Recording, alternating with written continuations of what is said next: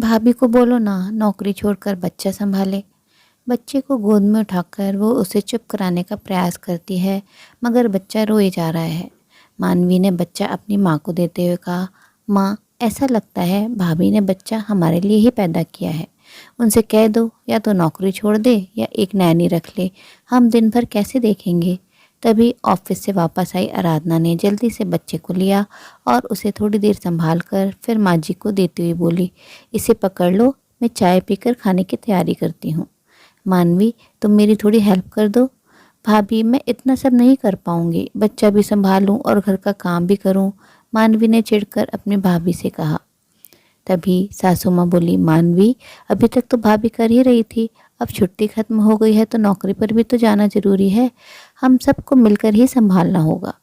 अब उसके ऑफिस की छुट्टी पूरी हो चुकी है, अभी तक तो यश के साथ घर भी संभाल ही रही थी। बेचारी आराधना तो ज़्यादा आराम भी नहीं कर पाई। तो भाभी को बोलो ना नौकरी छोड़कर बच्चा संभाले।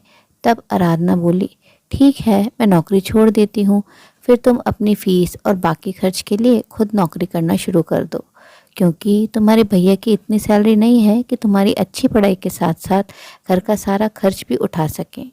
वो तो मैंने ही कहा कि पढ़कर अपने पैरों पर खड़ी हो जाओगी तो आत्मनिर्भर रहोगी, और हाँ, मैं नैनी रख कर नौकरी कर सकती हूँ और बाकी काम की भी मेट लगा सकती हूँ, पर बस तुम्हारी जिम्मेदारी अच्छे से निभ जाए, इसलिए सब खुद से ही करती हूँ। और थोड़ी बहुत उम्मीद आप सबसे करती हूँ, क्योंकि अब आप सब भी मेरे अपने हो, फिर मेरा यश सिर्फ मेरी जिम्मेदारी कैसे हुआ। कुछ देर शांत रहने के बाद आराधना चाय बनाने चली गई। तब तक यश फिर रोने लगा। वह उसको उठाने ही जा रही थी कि तब तक मानवी ने उसको उठा लिया। देख, तेरी बुआ आ गई, क्यों रो रहा है। देखकर आराधना को हंसी आ गई। बाहर आकर देखा, माँ जी रसोई की तैयारी कर रही हैं। मानवी बोली, माफ़ करना भाभी, मैं अपनी जिम्मेदारी समझ नहीं पाई। आप मेरे बारे में कितना सोचती हो और मैं ना समझ इतनी स्वार्थी हो गई थी। हम सब मिलकर हमारे प्यारे से शैतान का ध्यान रखेंगे।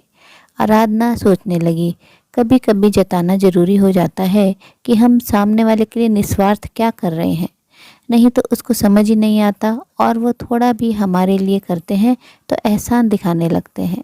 उनको लगता है कि सिर्फ वो ही हैं जो सहयोग कर रहे हैं। एक परिवार परस्पर सहयोग से ही चलते हैं, किसी का भी योगदान कम ज़्यादा नहीं आंका जा सकता, क्योंकि घर और बच्चे संभालने के साथ साथ उनकी बेहतर परवरिश के लिए अर्थोपार्जन भी उतना ही ज़रूरी है। दोस्तों, कहानी कैसी लगी अपनी राय कमेंट बॉक्स में ज़रूर साझा करें। अगर कहानी पसंद आई तो अपने मित्रों और प्रियजनों के साथ भी शेयर ज़रूर करें।